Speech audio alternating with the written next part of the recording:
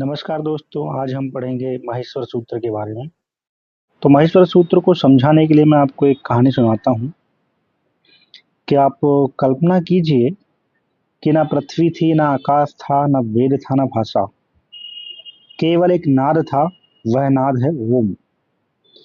जब ब्रह्मांड मौन था, देवता ऋषि सिद्ध सब एक समस्या में चिंतित थे। वेद तो थे, ज्ञान भी था, पर भाषा बिखरी हुई थी। शब्दों में व्यवस्था नहीं थी, उच्चारण में एक रूपता नहीं थी। तब सबने शरण ली भगवान शिव की। रात आई तांडव की। कैलाश पर घनघोर नृत्य प्रारंभ हुआ। भगवान शिव ने तांडव किया। सृष्टि कांप उठी, समय थम गया और तभी उन्होंने अपना एक डमरू बजाया। उस नृत्य के पश्चात उन्होंने डमरू बजाया। उस डमरू में जो ध्वनियां उत्पन्न हुई, वे ध्वनियां महेश्वर सूत्र कही गई हैं। इस प्रकार इस महेश्वर को सूत्र को समझाने के लिए नृतावसाने नटराज राजो ननाद ढक्काम नौ पंच वारम उदर्द कामः सनकादि सिद्धाम एतद विमर्शे शिव सूत्र जानम। यानी उन्होंने नृत्य के अंत में डमरू को बजाया। नटराज राजा यानी भगवान शिव ने ननाद ध्वनि की, किससे? डमरू से। नौ पंचवारम, नौ और 5 बार, टोटल 14 बार डमरू बजाया। वो भी किसके लिए? कल्याण की कामना से, अज्ञान रूपी बंधन से मुक्त करने की इच्छा से, सनक आदि ऋषियों को सिद्धों को इस विमर्श से इन महेश्वर सूत्रों की रचना की जो है। सूत्रों को इसी क्रम में याद करें, क्योंकि इनका क्रम बदलने से व्याकरण के नियम बदल जाते हैं। अण, रिलक, ए ओड, ए औच, है वरट, लण, यमंगणनम, झवऊ, घड़दस, जब गड़दस, खव, छट चट तव, कपय, सस्सर और हल। इस प्रकार ये 14 महेश्वर सूत्र हैं। इन्हें आपको क्रम से याद रखना। तब प्रकट हुए महर्षि पाणिनि। हिमालय की गुफा में एक तपस्वी बैठे थे जिनका नाम महर्षि पाणिनि था। उन्होंने यह दिव्य ध्वनि सुनी। उन्हें समझ में आ गया, यह साधारण ध्वनि नहीं है, यह तो भाषा का गणितीय कोड है। पाणिनि का चमत्कार। पाणिनि ने इन 14 सूत्रों से बनाया अपना एक अष्टाध्यायी ग्रंथ, जिसमें 4000 सूत्र और पूरी संस्कृत व्याकरण है। आश्चर्य यह है कि आज के कंप्यूटर एल्गोरिदम की तरह पाणिनि के प्रत्याहार बनाए गए हैं। प्रत्याहार का अर्थ है संक्षिप्त में किसी चीज को कहना या सूत्र रूप में कहना। जैसे अच प्रत्याहार की बात करते हैं हम, या अण प्रत्याहार की बात करें तो अण में आ से लेकर अणा तक सारे शब्द आते हैं, आ ई उ। ठीक है। तो नेक्स्ट जो है, प्रथम 4 सूत्रों में स्वर को समझाया है। अयुण, रिलक, एउण, एओच में, यानी कि अच प्रत्यय में समस्त स्वर को समझाया है। ये है वरट, लण, यमंगणन, ये वर्गों के 5वें अक्षर हैं।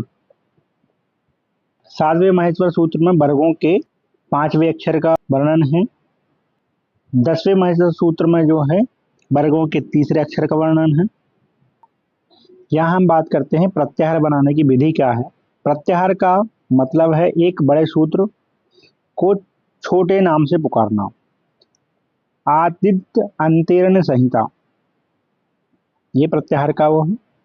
कोई भी अक्षर चुने, उसके बाद आने वाला कोई भी इत, यानी प्रत्येक महेश्वर सूत्र का अंतिम अक्षर जो है हलंत्यम होता है, उसकी इत संज्ञा की जाती है। ठीक है, तो इसको गिना नहीं जाता। जैसे अच प्रत्यय बनाना है तो अच प्रत्यय में सूत्र के आ से सूत्र के प्रारंभ होने से चा तक, आ ई उ, अड़ा को छोड़ देना है आपको।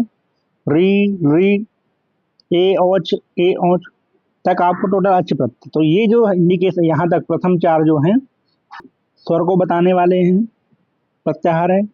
हल प्रत्याहार में तो हा से सूत्र से लेकर ला तक इसमें सभी व्यंजन आते हैं। और अल सूत्र में जो है संस्कृत की वर्णमाला स्वर और व्यंजन दोनों आते हैं। तो माहेश्वर सूत्र समझाता है प्रत्याहार बनाने की विधि को, और इन्हीं प्रत्याहारों से संधि, इन सबको समझने के लिए ये बहुत जरूरी है। संस्कृत को समझने के लिए प्रत्याहार जरूरी है, क्योंकि ये कंप्रेस रूप मतलब संक्षिप्त रूप है शब्दों का। याद करने के लिए है, प्रथम 4 सूत्र जो हैं उसमें स्वर हैं, 5 लेकर 6 तक जो हैं वो मध्य सूत्र हैं, मतलब अंतस्थ वर्ण जो हैं इसमें या व र ला, यानी जो यण संधि आप पढ़ेंगे उसमें या व र ला आएगा। ठीक है। 7वां सूत्र है अनुनासिक स्वर। 8 से 12वें सूत्र में वर्गों के चौथे, तीसरे, दूसरे और पहले वर्ण आए हैं। 14-15 सूत्र जो है ऊष्म शब्द कहलाए हैं। सर और हल जो है इसमें ऊष्म शब्द आए हैं, तो ये आपको याद रखना है। नेक्स्ट हम पढ़ेंगे इनके उच्चारण स्थान क्या हैं।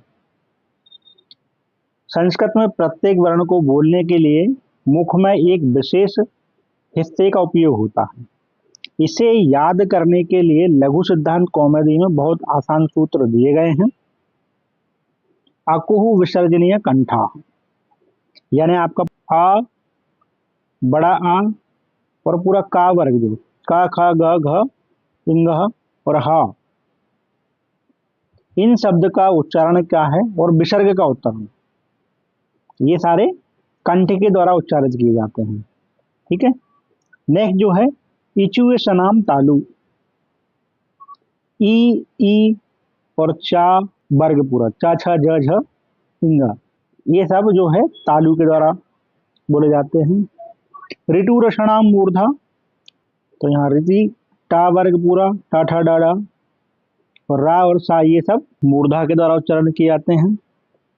ऋतु रसानाम दंता, तो ये दांत से उच्चारण करने वाले आपको याद रखना है। ए देतो कंठ तालु, कंठ और तालु से ए और ए। ओ दो तो कंठोष्ठस, ओ और ओ जो है कंठ से उत्पन्न होते हैं। और जो बकार है वो दंत और ओष्ठ के द्वारा उत्पन्न होते हैं। ये कई बार ऑब्जेक्टिव के रूप में पूछा गया है। ठीक है, तो ये आपको याद रखना है। तो माहेश्वर सूत्र आपको संधि समझने में बहुत जरूरी है। यहाँ हम प्रत्येक बार माहेश्वर सूत्र की क्या है इत्संज्ञा कहते हैं। तो वह वर्ण जो केवल व्याकरण प्रक्रिया में, मतलब व्याकरण आप करें उसके लिए उपयोग होता है, और जैसे ही व्याकरण प्रक्रिया खत्म होए तो उसका लोप हो जाता है। तो प्रत्येक माहेश्वर सूत्र का अंतिम अक्षर क्या है, हलंत्यम होता है, आपको में गिनना नहीं होता। ठीक है, इसका लोप हो जाता है, इसकी इत्संज्ञा की जाती है। ठीक है, ये सब सारी चीजें आपको याद करना है। आपको वीडियो पसंद आए तो आप लाइक करें, शेयर करें, चैनल को सब्सक्राइब करें।